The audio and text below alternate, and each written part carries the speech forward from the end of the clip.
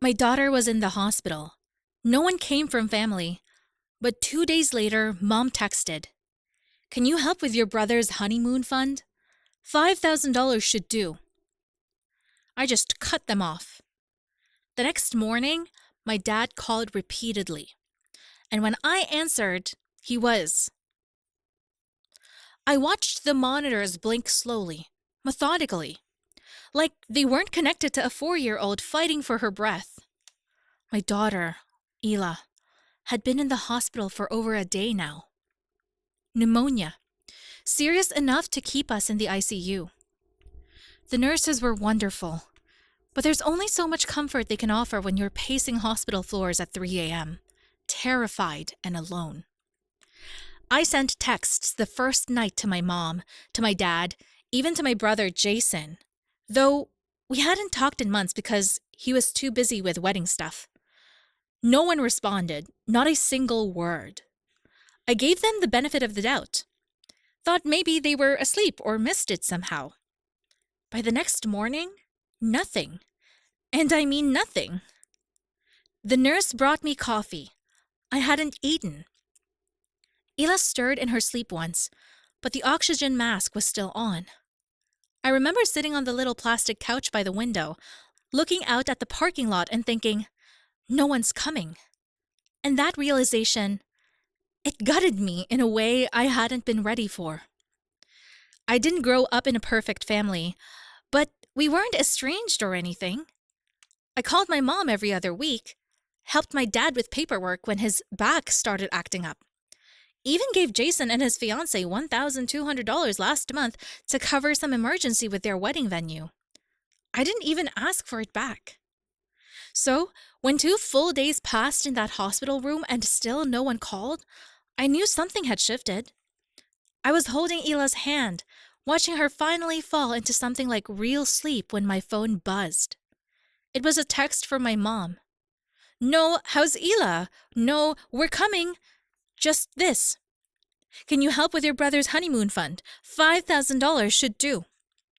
I stared at it so long the screen went dim. Then I just turned off the phone. That night I sat with Ela and made a decision. I was done being the family's safety net. If they couldn't show up for my daughter during the scariest moment of her life, then they weren't family to me anymore. I cut them off, blocked my mom, blocked Jason, didn't even bother with explanations, just disappeared from their world the way they had disappeared from mine. The next morning, my dad called. Not once, 16 times before 9 a.m. I didn't answer the first 15, but on the 16th, I did. And the second I said hello, he started yelling. What he said next made the air feel even thinner than it already was in that ICU room. He said they needed my social security number for a loan, and that was just the beginning. When I asked him why the hell they needed my social, he didn't even pause. He said Jason and his new wife were having issues with the honeymoon resort booking. Something about a deposit that couldn't be refunded and needing a second booking last minute. Their credit cards were maxed, and since I had better credit, he figured he'd just use mine for a small personal loan to float them through. Like it was normal. Like it was expected. I sat there in that uncomfortable hospital chair with Ela hooked up to IVs and machines and listened to my own father explain how he tried to use my identity to help my brother go through freaking Maui. He didn't call to check on Ela. He didn't ask if we needed help. He wanted my name and credit to solve a problem for the golden child. I hung up. 30 seconds later, a text came in from an unknown number. My dad again, using my mom's phone this time since I'd blocked him. It said something like, "Don't overreact, it's family. Jason's your brother." Then Jason called. I didn't pick up. Then his wife. I watched her name light up my screen like it had any right to be there. She left a voicemail, something about how this whole thing is stressing everyone out, and if I cared about the family, I'd help. That was the moment it clicked. They had never seen Ela as family. They saw her as my burden. Me, I was the backup plan, the reliable one, the extra card in their hand. So I did something I hadn't done in years. I called my grandparents. They lived just outside the city, my mom's parents. We used to be close when I was little, before my parents gradually drifted away from them. I'd always assumed it was just because of age or distance. I told them about Ela, about the hospital, about everything, and they showed up. Within 2 hours, my grandpa walked into that ICU room with a soft blanket from their house and a hot lunch and a thermos. My grandma brought a little stuffed dog she said Ela used to love when she was a baby. They stayed the whole afternoon, held her hand, talked to her even though she was sleeping, sat with me when I cried for the first time in 3 days. Meanwhile, my phone kept buzzing. My parents, Jason again. I ignored every call until later that evening when I got an email from a loan provider. It said my application had been denied due to suspicious duplicate attempts using matching personal information. My parents had already tried. They had filled out a loan application in my name. And when it got flagged, they'd had the nerve to call me and ask for my info so they could fix it. That was the moment I felt something shift, like the final string snapping. They hadn't just abandoned my daughter, they tried to commit fraud using me. And they still hadn't even sent out a card or balloon or a voice note for Ela. I took a long look at my phone, then opened my camera roll, found the latest photo of Ela sleeping, and sent it to my mom with just one sentence. "You will never know her again." They thought I was bluffing. They had no idea what was coming. It took less than a week for everything to unravel. Ela got stronger, her fever broke, her breathing normalized. We were moved out of the ICU into a recovery room, and every single day, my grandparents showed up with food, clean clothes, and stories about when I was her age.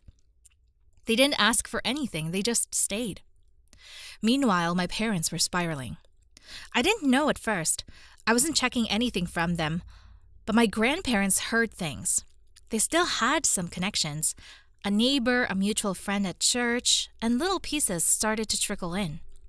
Turns out Jason's wedding had been financed almost entirely with borrowed money. My parents had taken out a personal loan months ago, probably assuming they'd paid it off with help from me, like always. When I cut them off and blocked their access, they tried to open another line of credit under my name. When that failed, they turned on each other. My mom accused my dad of being financially reckless. He blamed her for spoiling Jason like a damn prince.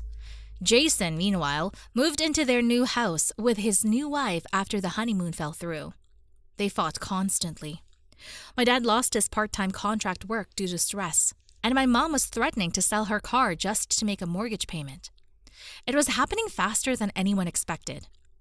The second house, the one they were living in, technically belonged to my grandparents. I hadn't known that until my grandma told me over lukewarm tea in the hospital cafeteria. Years ago, they'd bought it as an investment and let my parents live there rent-free under the promise that they'd maintain it and take care of them in old age. That promise clearly meant nothing now. I guess my parents had been telling people I was helping cover the mortgage too. My grandma looked genuinely heartbroken when she told me that. I hadn't paid a cent toward the house, never even been asked. They just told people I had because I was supposed to. That was the role they'd given me in their little family story. When I removed myself, everything collapsed. Jason called me one night from a blocked number. I let it go to voicemail. His message was short. He said, "Thanks for ruining his life. That now everyone knew what kind of sister I was, that mom and dad were in a bad place because of me, that they'd probably lose the house." Then a pause, and he added, "But I know your credit score, Jane. You're not going to get away from this forever." That voicemail, I saved it, then forwarded it to my grandparents. I didn't need revenge. It was already coming. I just didn't realize yet how far they'd actually go or how badly it would all end. The next time my phone buzzed, it was from the hospital's financial office. They wanted to confirm something. Apparently, someone had called pretending to be me, trying to update the billing address for Ila's hospital account. They gave my parents' home address and said all future bills should be sent there and that I'd be out of state for a while. But the hospital flagged it because the voice didn't match the recording they had on file. That and the person slipped up and said my granddaughter when referencing Ila, who was my mom. They tried to reroute my child's medical bills, not to help pay them, oh no. They made that clear in the message they left behind at the billing desk. They were trying to claim Ila on their insurance somehow fraudulently. Maybe they thought they'd get some kind of payout or coverage. I don't know what they were thinking. But that was it for me. I called a lawyer. He said I didn't have a case strong enough for criminal charges, but I could file a formal fraud alert. I did. We locked down my credit card, flagged all medical records. I listed my mom, dad, Jason, and his wife as unauthorized on everything. They couldn't call, email, or request a thing without setting off alarms. And then I went quiet. Didn't post anything online, didn't respond to anything from family. But I did one thing. I sent a certified letter to my grandparents' lawyer, because they still had one on retainer from years ago, and told him everything with evidence, screenshots, voicemails, a copy of the hospital report about the impersonation attempt. Within 4 days, my grandparents took over full control of the second house. And I found out something else. That house, the one my parents had been living in for over 10 years, was in my name. My grandparents had quietly transferred ownership to me 2 years ago, just in case. They never told me. They were waiting until I was more stable. The only reason my parents hadn't known is because the mail was being sent to a P.O. box my grandma controlled. Smartest woman I've ever met. And so I made a decision. I gave them 30 days to vacate. No exceptions. They got the notice in person, delivered by someone from the lawyer's office. Jason called me screaming. His wife sent me a message that just said, "You're evil." My mom finally texted, not to say sorry, not to ask about Ila, not to beg me to reconsider, punishing them for a misunderstanding. Then came the final card they tried to play. They showed up at my grandparents' house unannounced. It was a Saturday. Ila was playing with chalk on the patio. My dad walked right past her without saying a word. My mom had tears in her eyes. Jason stood behind them like some kind of backup muscle. My grandpa stepped outside. He told them to leave. They didn't. So my grandma came out holding a manila envelope. She handed it to my mom. Inside were copies of every debt they'd secretly taken out in my name, flagged and frozen now, plus a statement of the house transfer. Then she said one sentence, just one. And whatever it was, I wasn't close enough to hear. It shut my parents up cold. They turned around and walked off the property. That was the last time they ever stepped foot near us again. But it still wasn't over, not yet. After they left my grandparents' house, it got quiet for maybe a week. I think they were scrambling, desperate. I could almost feel it, like a pressure in the air, like something waiting to explode. I started double-checking the locks at night, kept Ila close. I didn't know what they were capable of anymore. And then the letter came, not from them, from a debt collection agency. They had tried one last time to take out a loan using my info, but this time they tried to list me as a co-signer. The loan had been denied, obviously, but they still signed papers, still used my name. It was sloppy and it got flagged, but not before the paperwork got passed around between a few sketchy lenders. That was when I realized they were truly broke. Like, no options left broke. My lawyer got the paperwork squashed fast, but we both knew what this meant. They weren't going to apologize, not to me, not to Ila. They weren't going to take responsibility.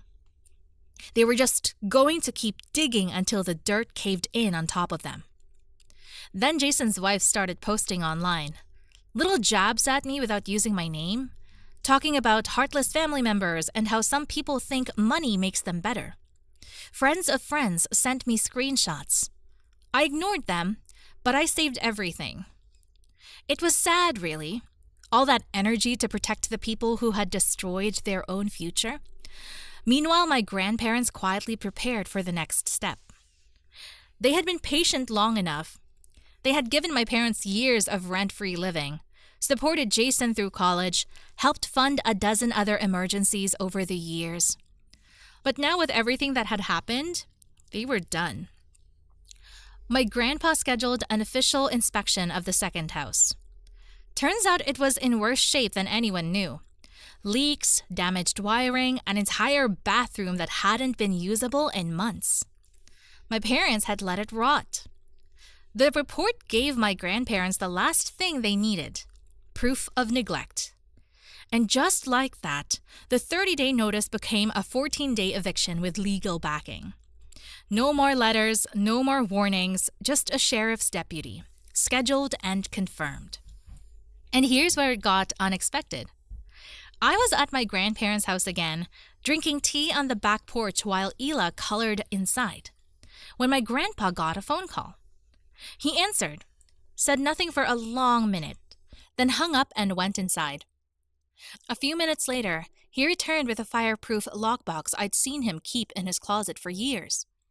He opened it and handed me something I never thought I'd see. A full notarized trust. It had my name on it and Ela's. Apparently, years ago, before everything went bad, my grandparents had started moving their assets, quietly, slowly, just in case they ever had to protect the family from within the family. They'd seen how things were going. They just never thought it would get this far. No, the second house wasn't just mine. The first house, their primary residence, had been transferred into the trust, too. Jason had been telling people he was going to inherit it. My parents had probably counted on that. All those years of free rent, promises, control. But it was never going to be theirs. It was ours, me and Ela. And when the eviction day came, they didn't show up. They didn't fight it. They just left in the middle of the night. Left behind trash bags and a broken TV in a house that smelled like bitterness. Still no apologies, no calls, no letters, just silence. But the next day, my grandma did something that made it all feel real. The morning after the eviction, my grandma made pancakes like it was just another Saturday. Calm, peaceful. She didn't say much until after breakfast, when she handed me a folder and said it was time to stop pretending. Inside were the new estate documents. She and my grandpa had rewritten everything. The house, their accounts, the trust. All of it going to me and Ela. They said it wasn't about revenge. It was about truth. They had watched for years as my parents took and took. They hoped they'd change. They didn't. Later that day, my mom, dad, Jason, and his wife showed up. Uninvited, of course. Probably someone tipped them off. They didn't get past the porch. My grandpa handed my mom a letter. Official removal from the estate. It said they were no longer beneficiaries. Nothing left to argue. Jason lost it, yelling something about betrayal, how they built this family. My grandma just stood there. And then she said, "You turned your back on Jane and Ela when they needed you. You lost your place here." Then she closed the door. They didn't call again, didn't text, didn't even show up for the holidays. But my grandparents did. They bring groceries, help with homework, sit on the porch with me while she plays in the yard. There's no more pretending. This is our family now, and honestly, it's all we ever needed.